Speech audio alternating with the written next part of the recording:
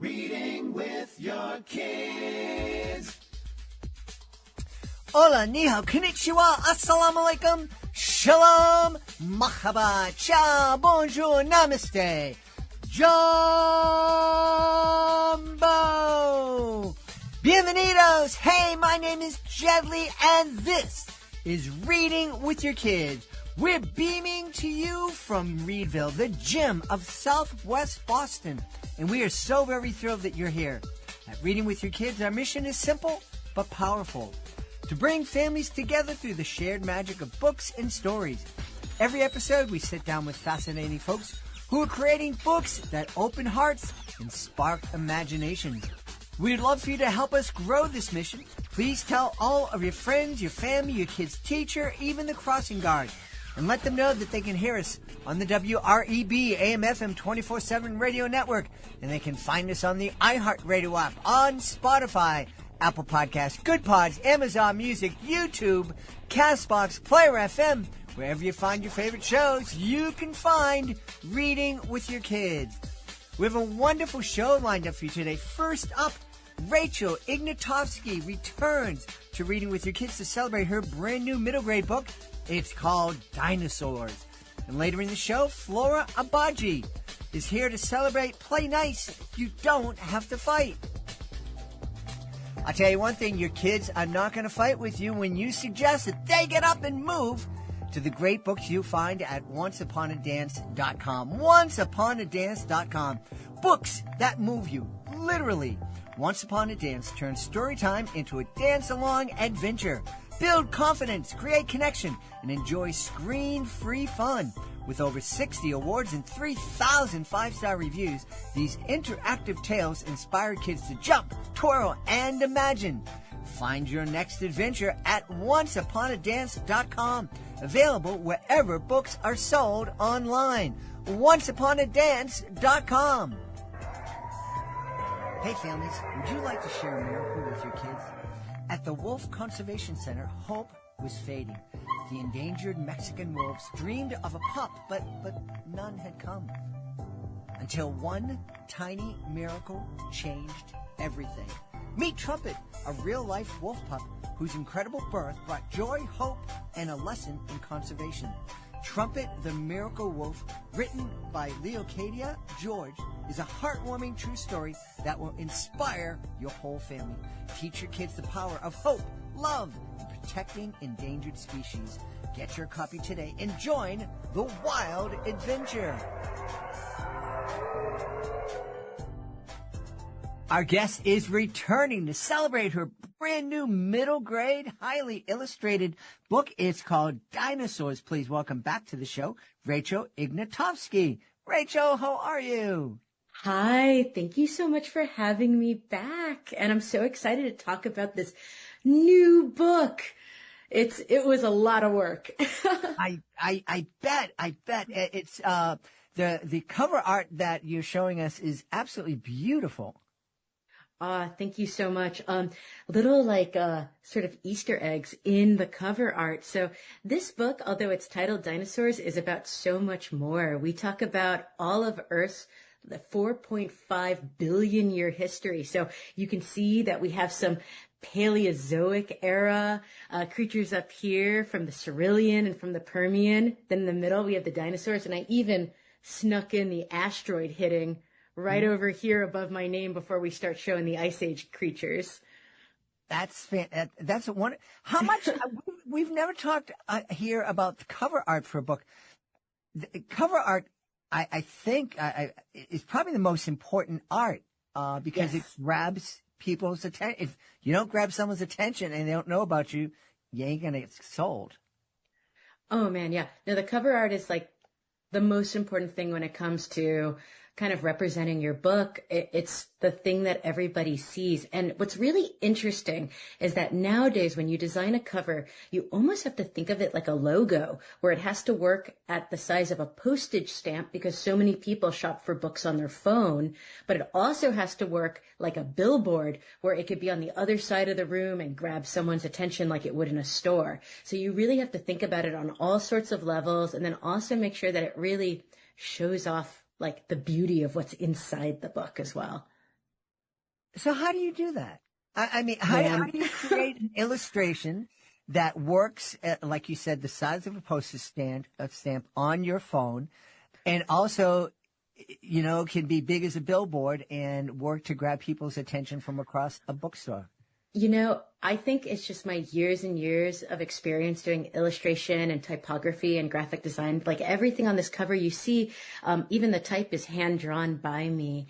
And what I do, it's a lot of trial and error. You come up with a sketch, you take it to finish, but then you really have to look at it in different situations. Like I will look at it on my phone really, really small, but then I'll also print it out at size, and I'll go to bookstores, and like when no one's around, I'll put it on the shelf and then walk away and see how it looks, and then come back and grab my little piece of paper that I put there just to see how it's going to look in stores with everything else. You should this is just advice for anyone who's designing a book cover. Look at what other people are doing and make sure that your book cover looks different. So, don't be afraid to do market research. Don't be afraid to stand out. And then on my books, and this is a little trick that I learned back from my greeting card days when I was in my 20s and I worked making greeting cards, I cover it with tiny little specks of gold foil. So it looks like a rich little, almost like a beautiful little dessert that you want to buy. So I always try to do that with all of my nonfiction books. So it looks like a real treat. Very, very cool. Now, has anybody in a bookstore ever came up, or have you ever overheard anybody say, "Oh, there's the weird lady putting the picture up in the bookshelves again"? No one's ever caught me. They've never caught me so far. So I'm real sneaky. There you go. Well, those illustrations, that cover art is an invitation for folks to open up the book. What are we going to find when we open up that book and start? Oh, man. What aren't you going to find? So in this book, we do an overview of what is a dinosaur, what is a fossil, what is evolution, and then we go through all of life on Earth. And of course, like the meatiest part is the dinosaurs because they're the biggest and the baddest. But, we show off the Cambrian explosion. We go through to the Great Dying when, 90% of life was wiped out before the dinosaurs. And we really talk about how dinosaurs grew to be some of the biggest animals to walk on Earth and just how exciting that is. And then, of course, we talk about, that bad day for the dinosaurs when the asteroid came and knocked them all out. And what did it look like for mammals to rapidly evolve without competition? And eventually, modern humans emerged 300,000 years ago. So we talk about it all. It's a wild ride. It sounds like a wild ride. And boy, all that history and in what, 50, 60, 100 pages maybe? Yeah, it's just only 126 pages. And what we did is we made sure that every single illustration on the page was doing a lot of work. So you can see that, like, it's not just that the cartoons in here are like fun and expressive and like trying to eat each other and kind of like goony, but every single time you see animals interacting with each other, it's based on a real fossil bed. So everything is real time, real place accurate. Even if we don't take note of in the book, like a paleontologist reading it would know that, like, oh, like when you were talking about like, this spot in the Triassic, you're showing all of these animals from Argentina that we found. And like, you're actually showing like a fossilized ecosystem. So everything is based on fossils. Even if you don't read a word on the page and just look at the pictures, you're going to learn so much about our planet. Well, now that you mentioned not reading the text, one of the things we love to encourage our families to do, especially with their younger kids when they're reading, is before you read the text, have some fun and do a picture walk. Mm-hmm. Walk through the book with your kids and just talk about the illustrations. What do you think this book is all about? What do you think is happening on this page? And then when you go back and you read the text, you can see how close or how far away you came. That is like exactly what I try to do with my books. Like, I don't think there's a right way to read this sort of nonfiction book. If you want to just jump ahead and just read about dinosaurs, or even jump even farther and just read about woolly mammoths, if that's what you're interested in, you are welcome to do it. If you just want to look at the pictures and see how much the animals and plants have changed over the course of millions of years of deep time, you can do that. But then there's also, a much more older way to read this book, where you could start from the beginning, go to the end, and read all of the 25,000 words that I wrote in all the different little sections of the book about, this time and place, the stories of discovery, fun facts about the animals. So again, it's a really rich text, and I'm really excited to share it with everyone. Yeah, I tell you, I can tell how excited you are because, through the magic of technology, I'm staring into Rachel's space, and as you're speaking, your eyes are lighting up. You can hear it in your voice, and you're smiling the whole time that you're talking about this book. It's obviously a project that you love a whole lot. Well, it's one of those things that I think almost every kid grew up loving dinosaurs. I remember going to museums as a kid, and you're standing underneath these gigantic bones, like reassembled bones of these long extinct creatures. And it gets your brain working. You start wondering, how old is the earth? How much has the ground beneath my feet changed? And to be able, as an adult, really dive into being able to learn about this, draw it, go to fossil sites and dig sites myself for the research. All of this has been just such a dream come true. It's almost like, I feel like it's a culmination of all the work that I've done in nonfiction so far. And it's just been I'm really excited to share it with everybody. Cause it's about to publish. It's really cool. Yeah. I just love the fact that we're talking about dinosaurs, and we're giving kids a glimpse into the past. And, I know young kids, they look at me and they go, oh man, he's almost 100 years old. That's a really long time. But, you look at the dinosaurs, and when they were living, that's really a really, really long time. And it's just baffles the imagination sometimes. To understand deep time it gives you the same feeling of looking out into space and realizing the infinite amount of stars that are out there. Deep time is so beyond what we can kind of perceive as with our little human brains, that you have to kind of use analogy tools to be able to start to get it. So, there was this really great image of, if all of Earth history was a football field, we would be human history would be this, the size of just a slice of paper, mm-hmm. The width of a slice of paper on this football field. It's just wild to see it. Here's something that really, I knew it, but I didn't fully understand it.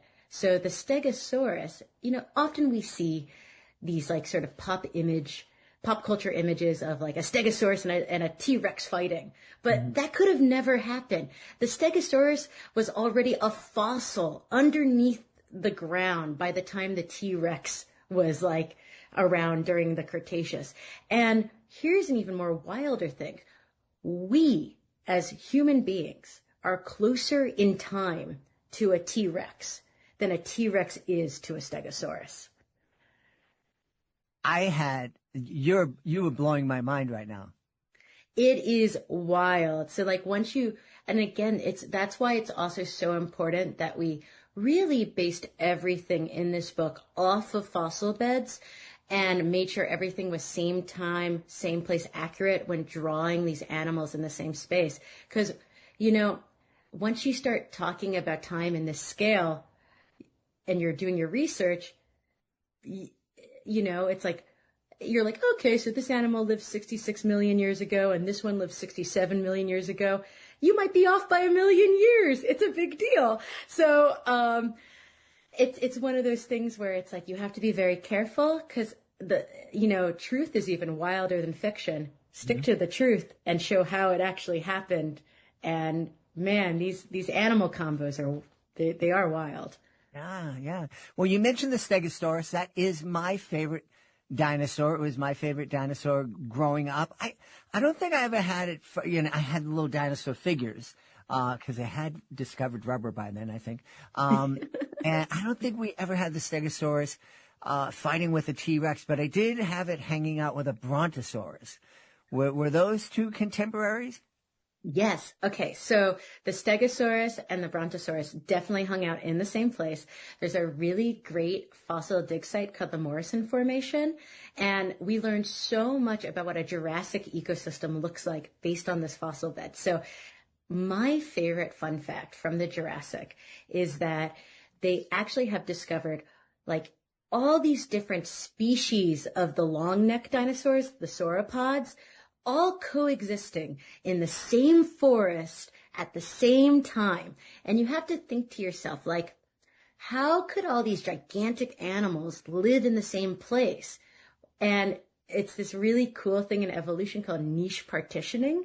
So each of the dinosaurs started specializing in what plants they were eating so they wouldn't compete directly with each other. So you would get, the Diplodocus with a low long neck and a certain type of teeth, and they're eating like low level bushes. And then you would get I believe the Brachiosaurus, who has like the really big long neck, really really tall, and again like a different set of teeth structure. And then he's eating something all the way up at the top, and it's just the abundance of plants, the abundance of gigantic herbivores. And of course, the stegos are beneath them the whole time, also munching away. It's the abundance of life that was going on during the Jurassic. It helps to explain also why their predators got so big as well. There was just so much food. I even write in the book, I'm like, it was an all-you-can-eat buffet. Everything was munching and crunching. It was life to the extreme. Yeah, it's crazy. Do we have any idea of how many, brontosauri were walking around at the same time? We kind of have an idea of how many elephants are in the world. We know if they're endangered or whatnot. But do we have? Are we talking millions or thousands? Let me read the exact number from the book right here. Okay. More than 300 species of sauropods have been discovered throughout the Mesozoic. And in the Morrison Formation in the United States, 24 species of sauropod fossils of different species coexisted at the same time and the same place. Wow. That is wild. And it's just, again, fact is crazier than fiction always. And it's wild to see how these paleontologists, they'll find fossil beds and how that leads to clues of how all the animals interacted with each other, but also a lot of mysteries. Like there is also this fossil site during the Jurassic called the Carnivore Death Pit. And it's all these Allosauruses, which was like the apex predator at the time. They're all these bones of Allosauruses, all dead together in the same place. And it's a big mystery. Like, why were there so many apex predators together at the same place? How did they die? But what is also interesting about it, it's a great resource for museums. Pretty much all of the museums in the world source their Allosaurus skeletons from this one location. So it's like all these mysteries are underneath the rock, and there's just so much more work to be done to uncover, like, what happened millions of years ago. Yeah. Well, that brings up a great point. This, I think, is a great book for families to sit down and start talking to their kids about careers. And I don't see AI going out on an archaeological dig in the near future. Well, I have now my oldest antique. I went in Utah, and this is something that anyone can do. It's a little remote, so if you're driving there, make sure to bring some water. But out in Utah, there's a site called You Dig Fossils, and it's a shale quarry from rock from the Cambrian. So that's 500 million years ago, and it's just littered with trilobites. So you could go out there and you start splitting open the shale, and you could take home your own trilobite fossil from 500 million years ago. So we went out there to experience it and talk to the people running it. And yeah, now I have a ton of trilobites at my house. And so I would pet them and say hello to them while I was drawing. Now, that is a creature I'm not familiar with. Tell us a little bit about that creature, please. So a trilobite, you know what it looks a lot like, but has no relationship to? It looks like a little pill bug.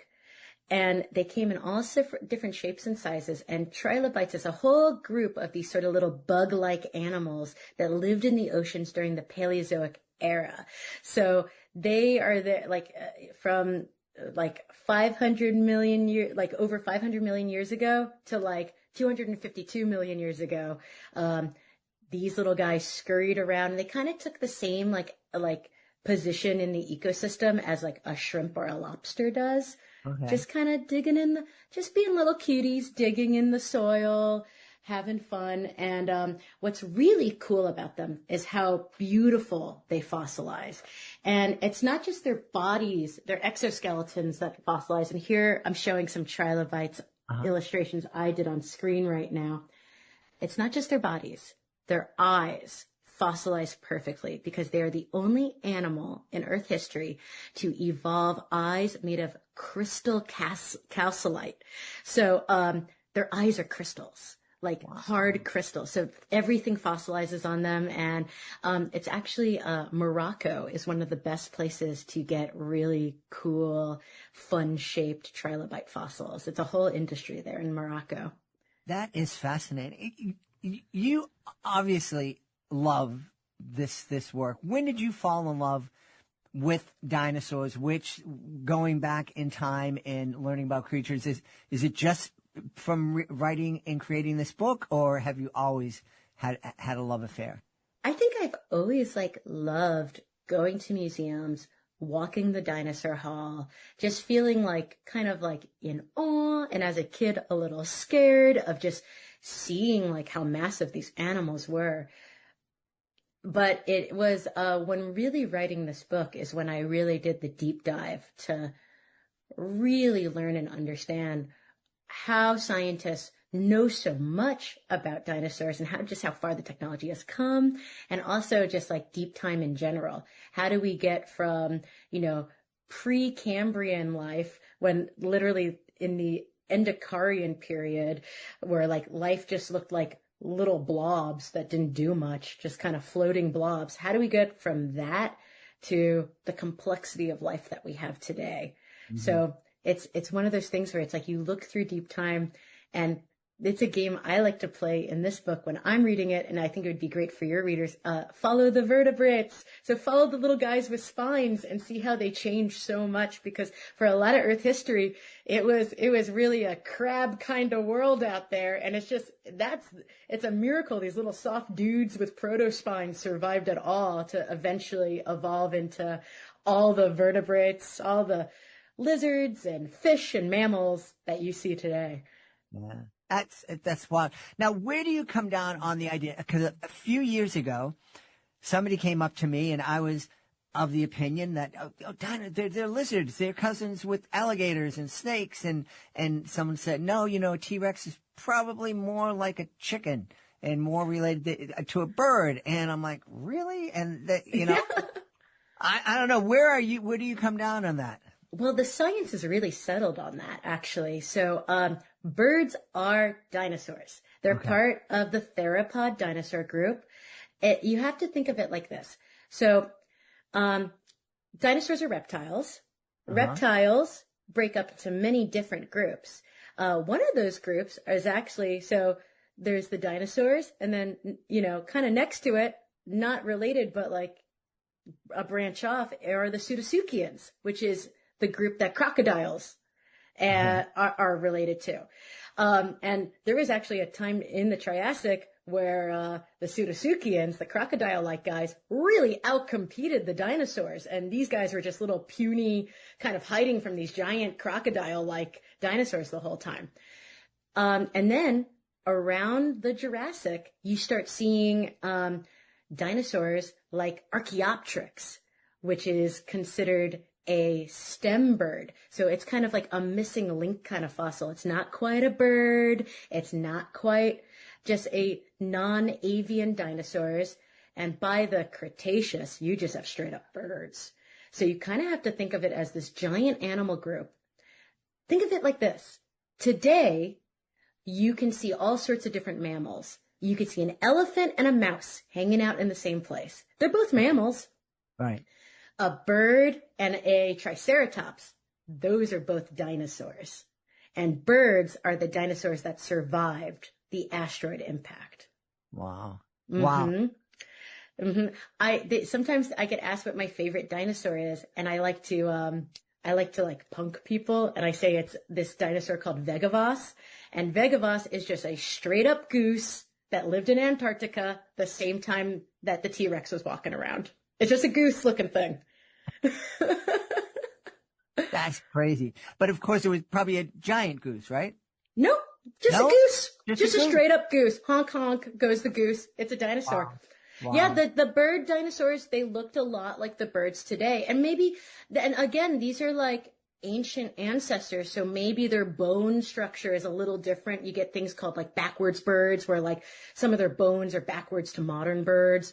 But everything about them, they would not look out of place today if they were just walking around as birds. It's pretty wild when you think about that. And they're part of the theropod dinosaur group, which is the dinosaur group that has feathers. Some of them, not all of them. Mm-hmm. Now, you mentioned at the top that this book takes you all the way up to the woolly mammoth, I think you said. And It goes to today. Oh, wow. What do you think about the fact that there are folks who are actively working and considering bringing back the woolly mammoth? They've already used some DNA wizardry to create a woolly mouse. Where do you stand on that? I would like to see it if they can do it. I mean, woolly mammoths are contemporary with modern humans. We just ate them all. Oops. I live in Santa Barbara, and right off the coast are the Channel Islands. Mm-hmm. And there was actually not too long ago, like a couple thousand years ago, there were an isolated group of woolly mammoths that were pygmy mammoths. And you know what? I actually have the exact date on it in the book. But yeah, there was like little pygmy mammoths that never came in contact with humans that were living. They were much smaller because often when animal groups get isolated on an island, they evolve to become smaller. But yeah, like woolly mammoths aren't that in the span of deep time. They aren't that old. So yeah, it was 3,000 years ago that these pygmy mammoths were still surviving off the coast of California. And then we ate them. Yum, delicious. So I would love for them to clone a woolly mammoth, and then I would love to have a little woolly mammoth pet. I guess it would be too big, but that would be great. Yeah. I always wanted an elephant. I kind of fell in love with elephants when I started my career clowning, and they're just so amazing animals. And actually, as a performer, I had this trade journal that I would get every week. It was called Circus Report. And you could buy all sorts of used equipment, like a used Wheel of Death and used, And there was one time we saw an ad for someone who was selling an elephant. And I thought, babe, wouldn't that be cool? It's like the biggest dog in the world. Yes. The biggest dumps in the world. If you like elephants, let me show you this. In this book, I show some primitive elephants. that evolved during the Neogene. So this is long before the modern elephants today. And they all look like fun house mirrors of elephants. So we have this elephant that has a huge shovel trunk, and then just elephants with way too many tusks and weird short snouts.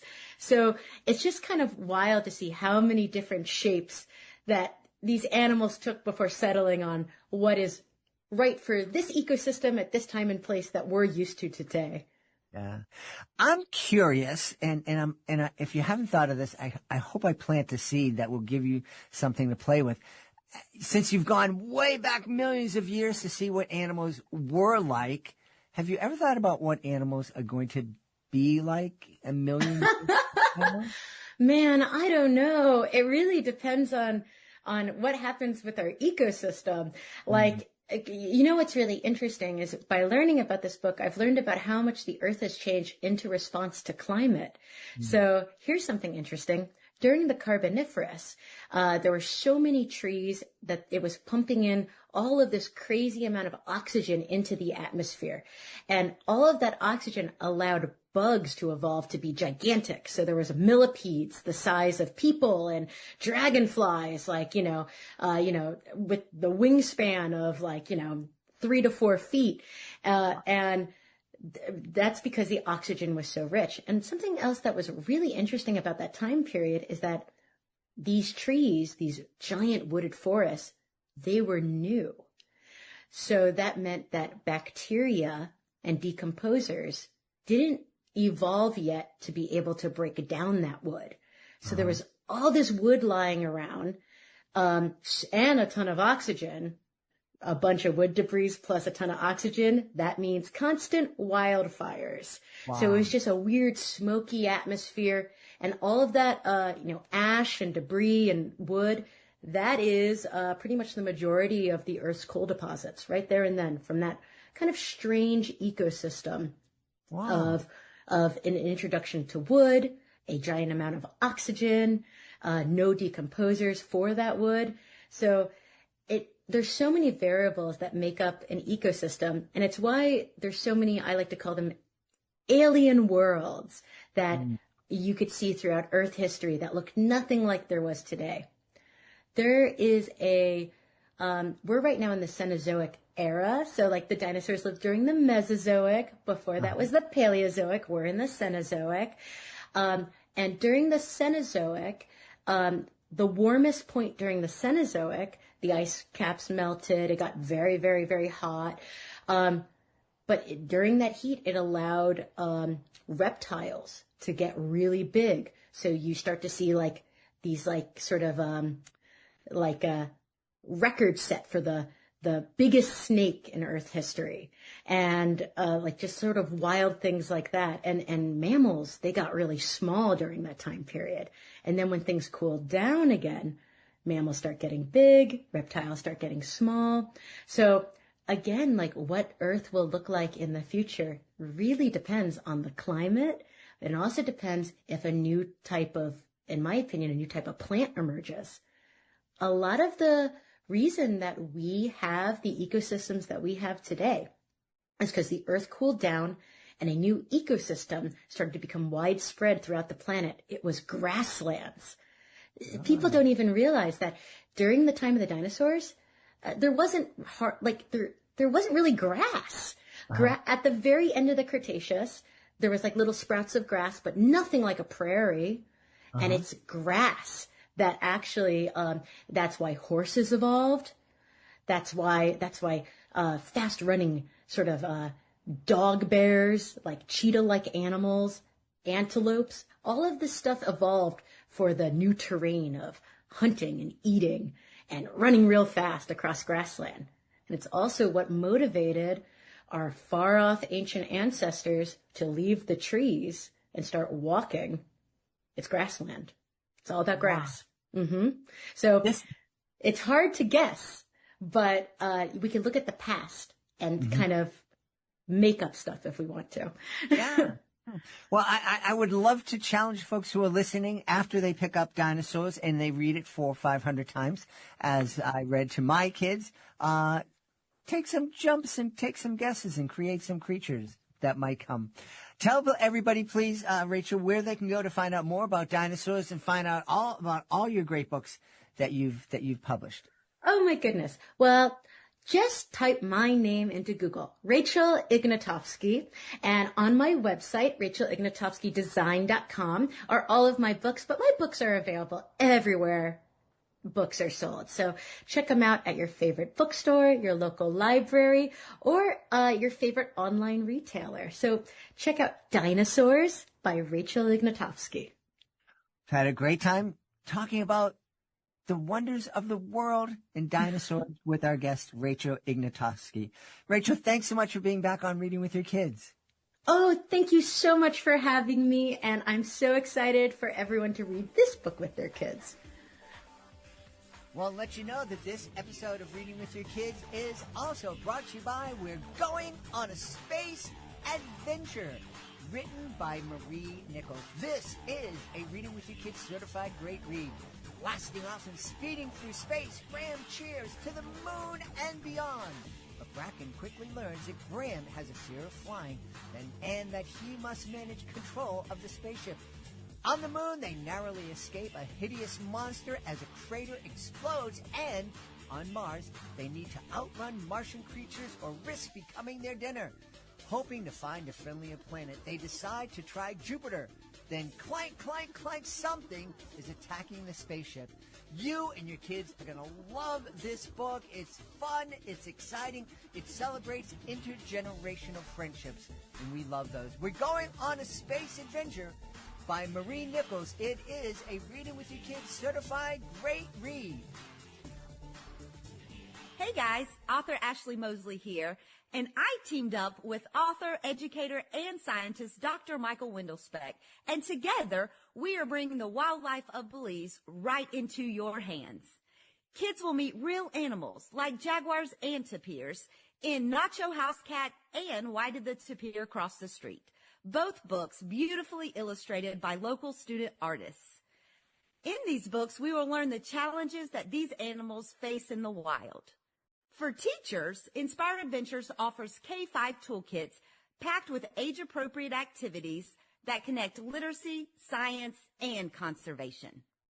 Our newest book, This Birdie Told Me, landed on the shelves on September 23rd. Visit inspiredadventures.com to get your copy. Let's keep the adventure going. I am so excited. Returning to the show to celebrate her brand new picture book is called Play Nice, You Don't Have to Fight. Please welcome back to Reading with Your Kids, Flora Agbaje. Flora, how are you? I'm good, thank you. I'm glad to be back. I'm happy to have you back. Boy, Play Nice, You Don't Have to Fight. That's something I think I must have heard from my mom a million times when I Yes, parents say that a lot. Grandma say that a lot, but somehow I'm able to get a story from that. And this story doesn't take place at home. It's a classroom setting. Yes. My books have, at least so far, they've been in the classroom setting. So tell us about this book.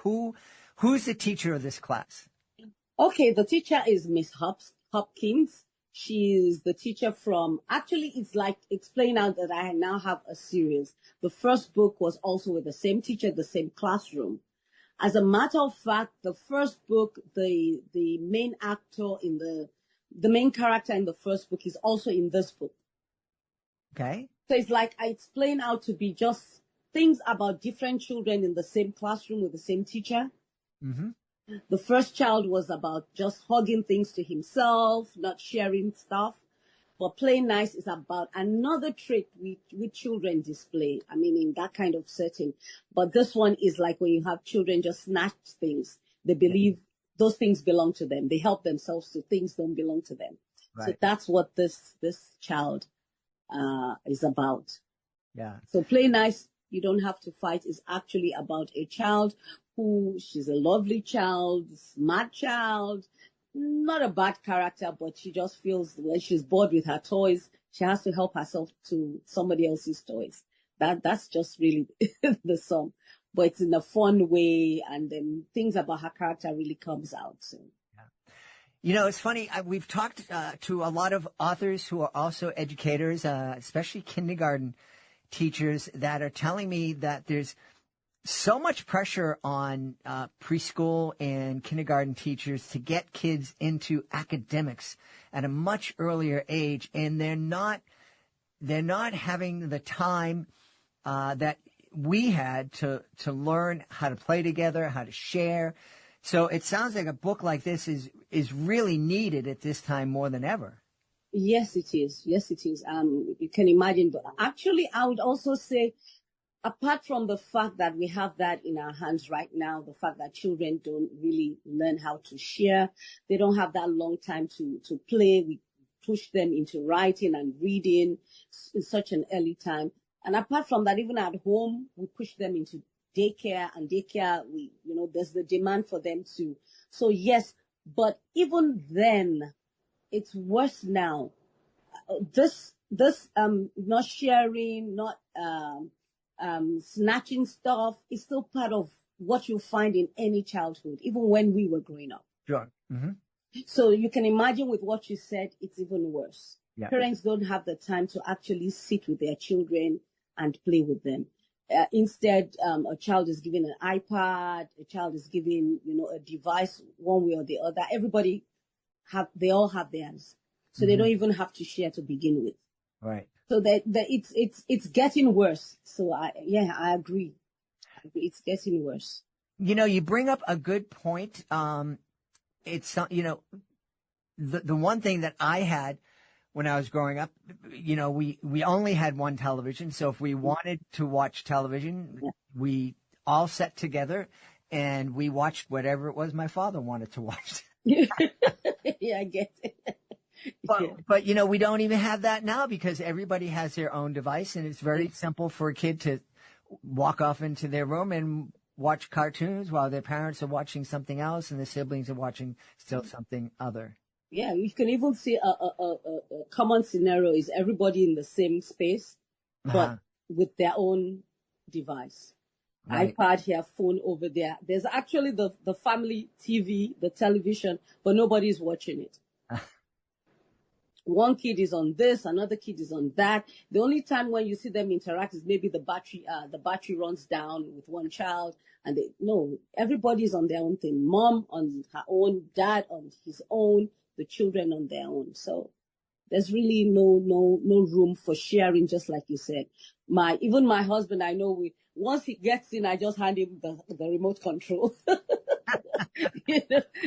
There's no argument about that. I just hand it to him because he has to watch his own stuff. So, but not anymore. Yeah. I think we forget how, because I think you and we kind of learned these lessons kind of naturally because we're outside playing. We were spending, we didn't have constant adult supervision. We had to learn how to share and how to play without fighting. Otherwise, we wouldn't have any friends. Yeah. That's really it. That's why in the first book and this book, I don't give the children a name. Mm-hmm. There's a reason why I don't give them a name. Say, for instance, the name of the character is Johnny.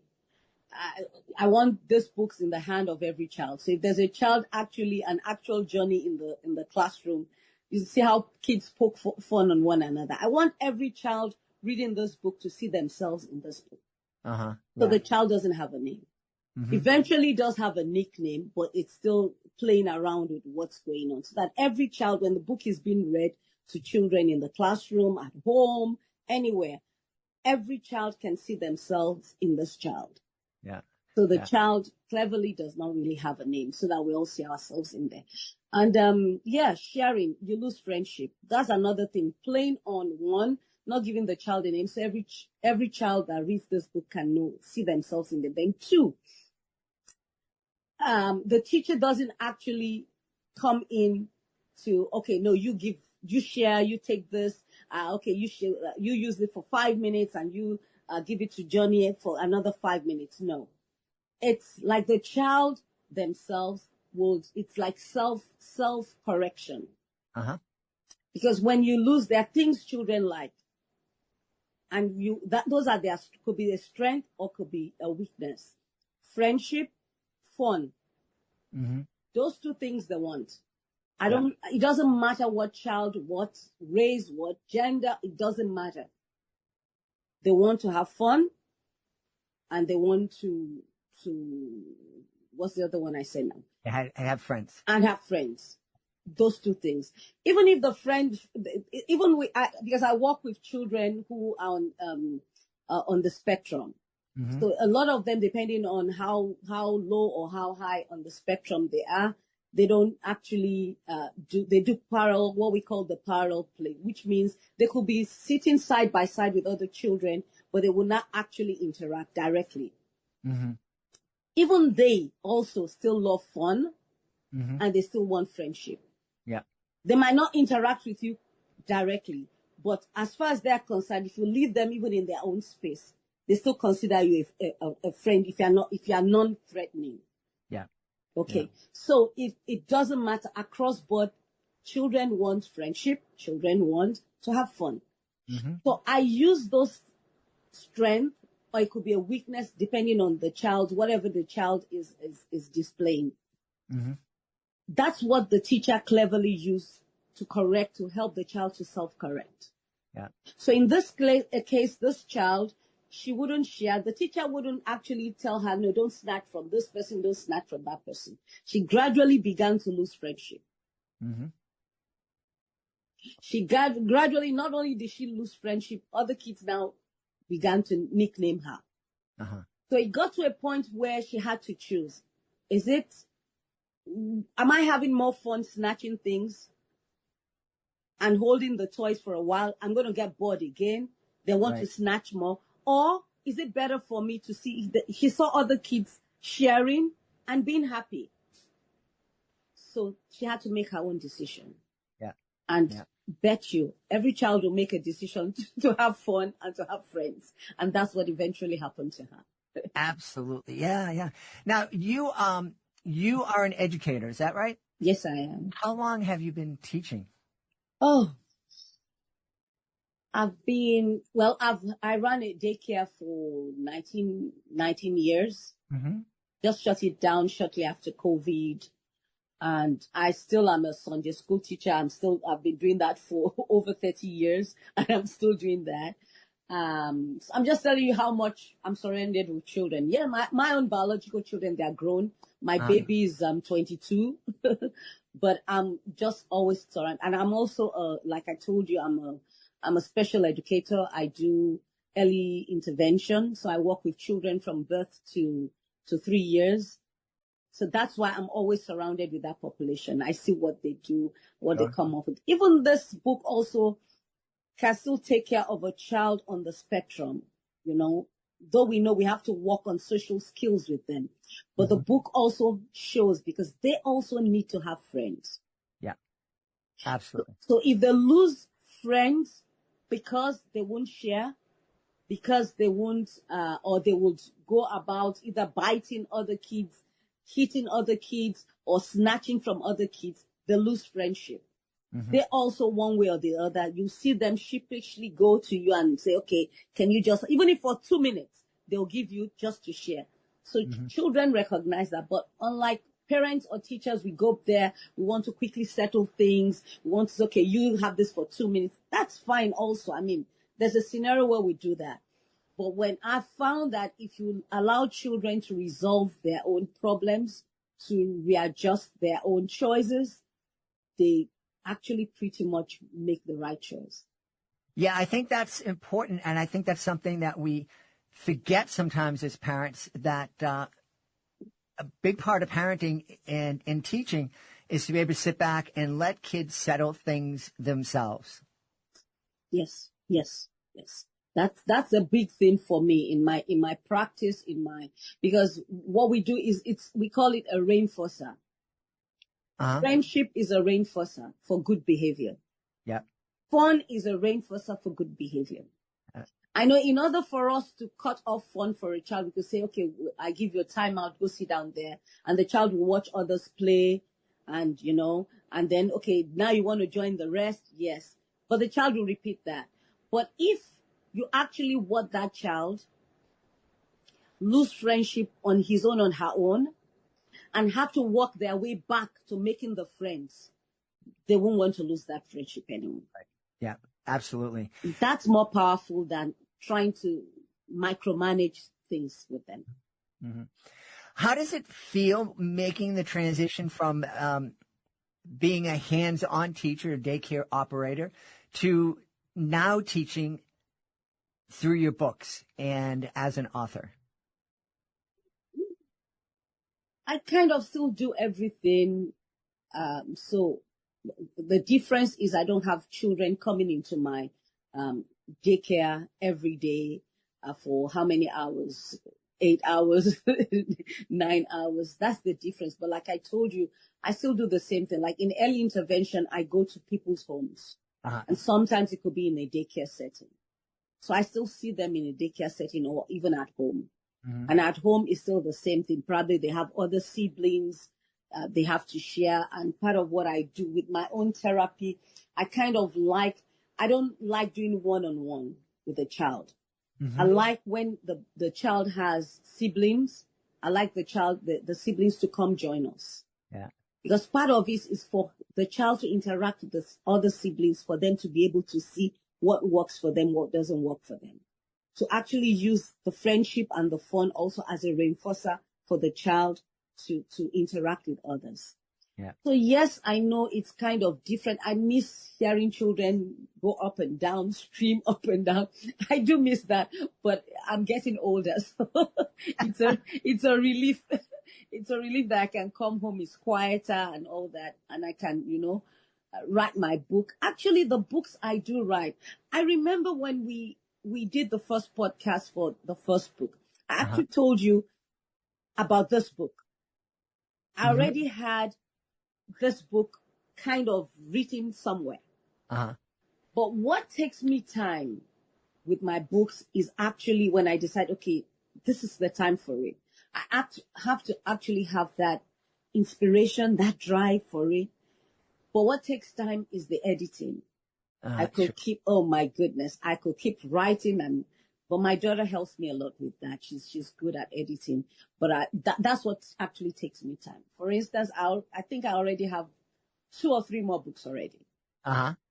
Written somewhere.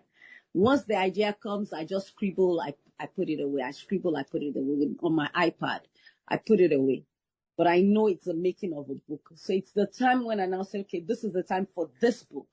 To actually sit down. That now could take me months. Yeah. That could take me months. Well, we should tell everybody where they can go to find out more about Play Nice. You don't have to fight, and find out more about you, and get ready to have whatever book comes next, have you back on the show. Thank you so much. I appreciate that. Yeah. So where can people go to find out more about your books and more about you? It's on Amazon, and Barnes and Nobles. Yeah, those 2 places. Then, yeah. Okay, great. Okay. So I think, yeah, and also Instagram. I think, yeah.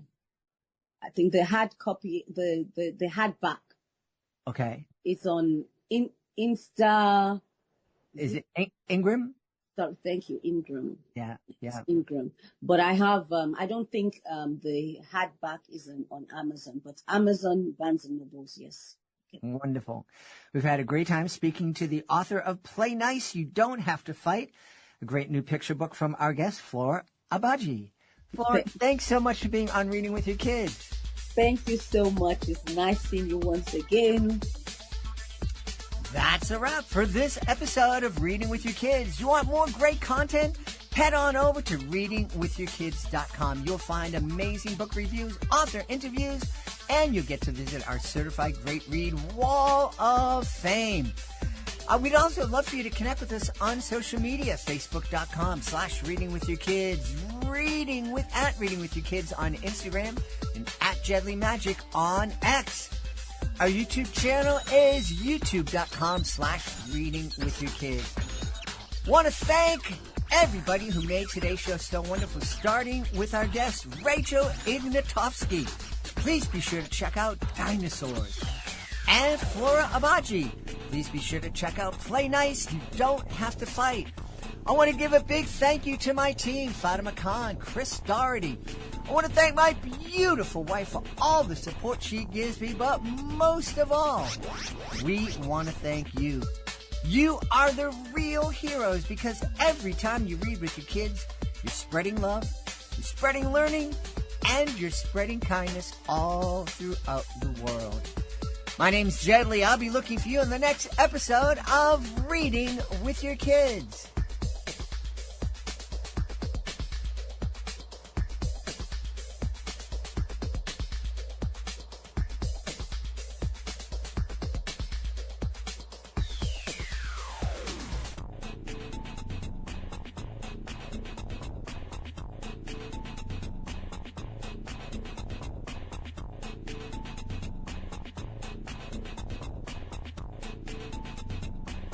What?